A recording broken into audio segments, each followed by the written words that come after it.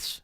People who think ships are disappearing over the curve in less than 10 miles distance, it's got to work both ways. I mean, if we're on a ball, then when the ship is going away from you on the, let's say, the z-axis, going, from you to a point away from you, and it's rolling over the ball in less than 10 miles, then you should have the exact same effect looking left to right on the x-axis.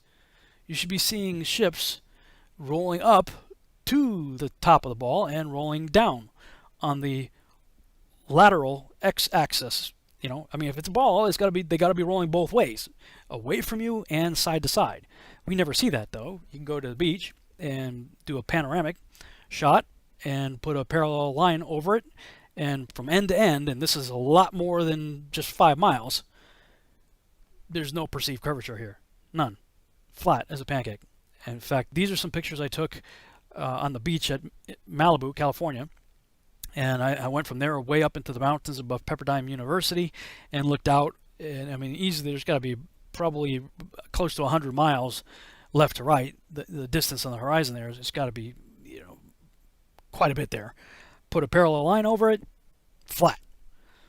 So you can't have it both ways. You can't say ships are rolling over the ball on the z-axis without having the same exact perception on the x-axis.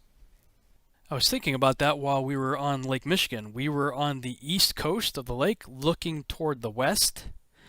And so if you're standing on the east coast looking toward the west and you claim that ships are disappearing in 3, 4, 5, 10 miles, whatever distance, then people who are standing on the southern coastline would make the same claim. If they're on the south looking toward the north, they would say the same thing. Well, I see ships disappearing in 3, 4, 5, 6, 7, 8, 9, 10 miles away. So if the person standing on the south coast looking north is claiming that ships are disappearing, and the person standing on the east coast looking west is saying the same thing, then both people have to observe the alleged curvature that the other person is claiming their ships are going over. Therefore, like I said, this whole idea of the eye level horizon being equal, as depicted here, or as depicted when you slice off a piece of an orange, is a myth. For those of you who are interested in doing so, here's a simple test, and it doesn't require that you be a Freemason, a Luciferian, a Nazi, an occultist, or an atheist. You don't even need to have a college education or a lot of money. What you need to do is get a long pole that would facilitate putting something up to your eye level. In this case, I've got like a 4x4 with a plank of wood on top of it. Make sure the vertical post is vertically level, and make sure the horizontal plate on top of it is also level. And then go get some paper towels. Use the paper towel tube. You can even keep the paper towels on it if you want to.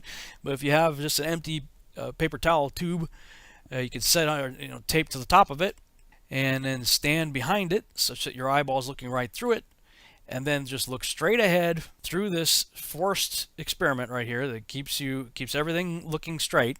And I would suggest you do this at a beach somewhere so you don't have to deal with the topography of the land.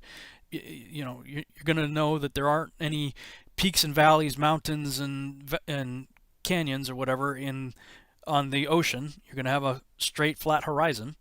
And if you do this, you're going to see the horizon is going to be right there.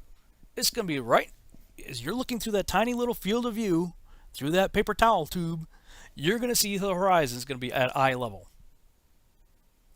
And yet we've just shown you that that is physically impossible. That cannot happen. The ground has to be dropping away from you, receding downward in every direction from the point at which you're standing. That's the way it works on a ball. That's the way the ball earth math works. According to Pythagoras and according to the spherical model invented by Eratosthenes, who calculated our circumference to within about 5% of its currently accepted circumference of 25,000 miles by looking at the sun in a well and the shadow of a phallic symbol.